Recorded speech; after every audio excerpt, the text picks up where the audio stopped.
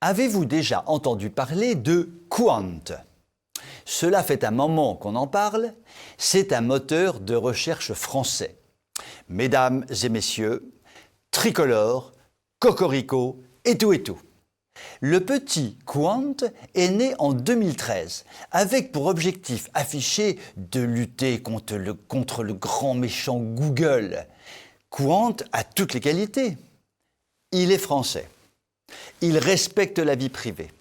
Il revendique la neutralité dans les propositions de résultats. Bref, tout l'inverse de son auguste et tentaculaire adversaire.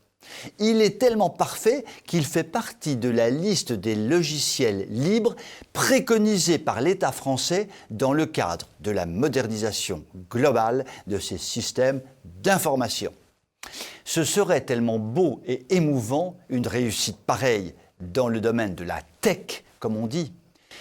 Sauf que nous connaissons tous la chanson, les choses sont en fait un tout petit peu plus compliquées que cela. Primo, primakbar en arabe. Personne ou presque n'utilise cette plateforme. Mais ça c'est un détail, il faut bien commencer par exister. Secondo, secondwich en lapon.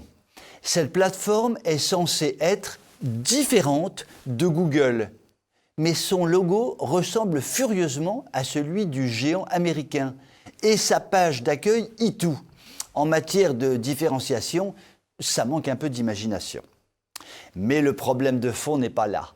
Tertio, tertinique en rap. L'on nous a vanté au plus haut sommet de l'État que Qwant était le fin du fin en termes d'autonomie stratégique. Manuchon en vante partout les mérites. Mais nous venons d'apprendre que pour se financer, le projet Qwant va tout simplement faire appel au gros sous-sous d'un autre géant, chinois cette fois, j'ai nommé Huawei. Voilà ce qui s'appelle de l'indépendance, effectivement. Aller se faire subventionner par les communistes chinois, c'est à peu près aussi tristement comique que les palaces parisiens et l'art de vivre à la française, possédés et alimentés par les pétrodollars du Golfe. La Caisse des dépôts, honorable institution et actionnaire du projet, a évidemment approuvé avec enthousiasme et signé des deux mains et des deux pieds.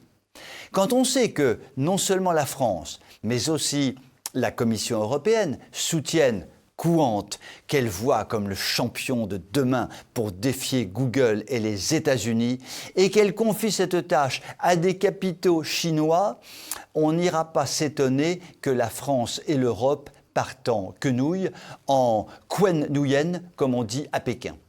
À la Caisse des dépôts, on se refuse à commenter.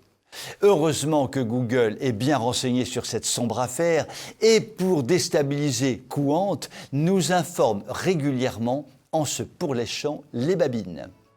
Nous verrons la suite de cette opération et je vous en souhaite en tous les cas une très bonne soirée.